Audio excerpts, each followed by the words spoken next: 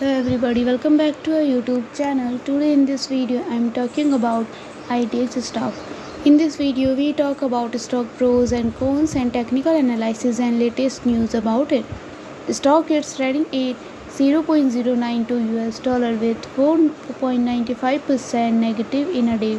We can easily see stock was volatile for a day. The volume of stock was recently not high, so the fundamental stock is not better for today. Before buying and selling the stock, please consult your financial advisor. Today's video is done. Thanks for watching. Please subscribe my YouTube channel and like the video and also comment or related queries.